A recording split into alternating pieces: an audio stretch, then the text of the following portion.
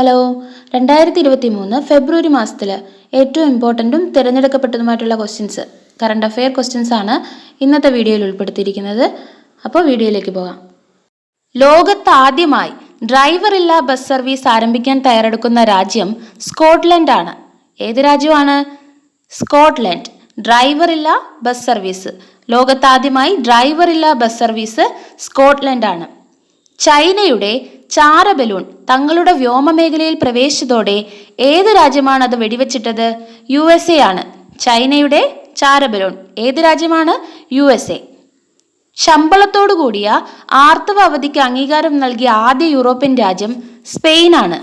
ശമ്പളത്തോടു കൂടിയ ആർത്തവ അവധി ഏതാണ് രാജ്യം? സ്പെയിൻ.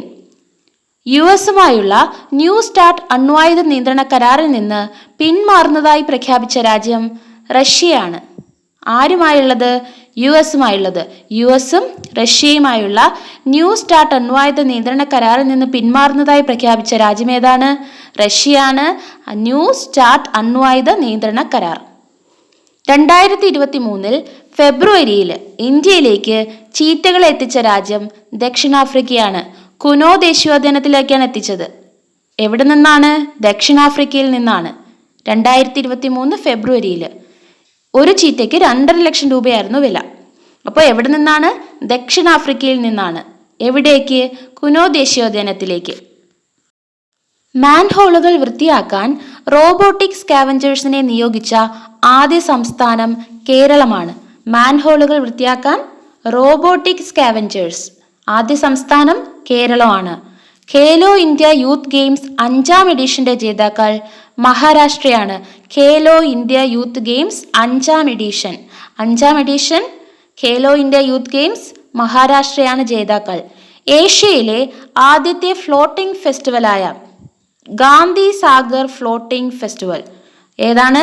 ഏഷ്യയിലെ ആദ്യത്തെ floating festival Gandhi Sagar floating festival എവിടെയാണ് സംഘടിപ്പിച്ചത്? മധ്യപ്രദേശിലാണ്. അപ്പോൾ മധ്യപ്രദേശിലായിരുന്നു ഏഷ്യയിലെ ആദ്യത്തെ floating festival Gandhi Sagar floating festival.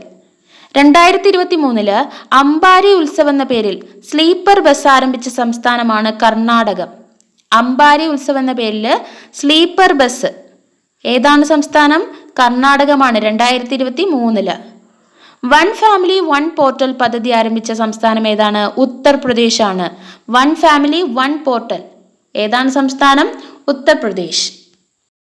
കേരളത്തിലെ ആദ്യത്തെ ആർട്ടിഫിഷ്യൽ ഇന്റലിജൻസ് ഉച്ചകോടിക്ക് വേദിയാകുന്നത് തിരുവനന്തപുരമാണ്. കേരളത്തിലെ ആദ്യത്തെ ആർട്ടിഫിഷ്യൽ ഇന്റലിജൻസ് ഉച്ചകോടി തിരുവനന്തപുരമാണ്. ഇന്ത്യൻ ആർമിയും ഉസ്ബെക്കിസ്ഥാൻ ആർമിയും തമ്മിലുള്ള സംയുക്ത സൈനിക അഭ്യാസമായ ദസ്തിലിക്കിന്റെ 4ാം പതിപ്പിന് വേദിയാകുന്നത് പിത്തോർഗഡാണ്. ആരുമാരുമാണ്? ഇന്ത്യൻ ആർമിയും ഉസ്ബെക്കിസ്ഥാൻ ആർമിയും തമ്മിലുള്ള സംയുക്ത സൈനിക അഭ്യാസം എന്താണ് പേര്? ദസ്തിലിക്ക്. ദസ്തിലിക്കിന്റെ 4ാം പതിപ്പിന് വേദിയാകുന്നത് പിത്തോർഗഡാണ്. പിത്തോർഗഡ്. 35ാമത് കേരള സയൻസ് കോൺഗ്രസ് വേദി എവിടെയാണ്?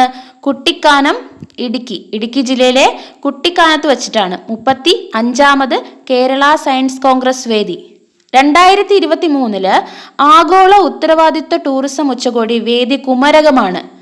2023 ആഗോള ഉത്തരവാദിത്വ ടൂറിസം ഉച്ചകോടി വേദി കുമരകമാണ്.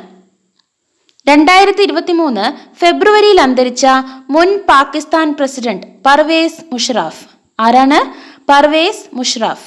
2023 ഫെബ്രുവരിയിൽ അന്തരിച്ച മുൻ പാക് പ്രസിഡന്റാണ് പർവേസ് മുഷറഫ്.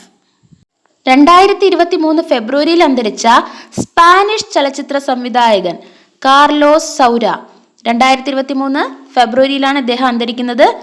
സ്പാനിഷ് ചലച്ചിത്ര സംവിധായകനാണ് കാർലോസ് സൗര. 2023 ഫെബ്രുവരിയിൽ അന്തരിച്ച ദാദാ സാഹിബ് ഫാൽക്കെ അവാർഡ് ജേതാവ് കെ വിശ്വനാഥ്. 2016 ദാദാ സാഹിബ് ഫാൽക്കെ അവാർഡാണ് കെ വിശ്വനാഥിന് ലഭിച്ചത്. ശങ്കരാഭരണം, സാഗര സംഗമം അങ്ങനെ 53 സിനിമകൾ ഇദ്ദേഹം സംവിധാനം ചെയ്തിട്ടുണ്ട്. അപ്പോൾ ആരാണ്? കെ വിശ്വനാഥ്. 2023 ഫെബ്രുവരിയിൽ അന്തരിച്ചു. ദാദാ സാഹിബ് ഫാൽക്കെ അവാർഡ് ജേതാവായിരുന്നു. തുർക്കി ഭൂകമ്പത്തിൽ മരണപ്പെട്ട ഖാനക്കാരനായ ഫുട്ബോളറാണ് ക്രിസ്ത്യൻ അഡ്സു. തുർക്കി ഭൂകമ്പത്തിൽ മരണപ്പെട്ട ഖാനക്കാരനായ ഫുട്ബോളർ ആരാണ്? ക്രിസ്ത്യൻ അഡ്സു.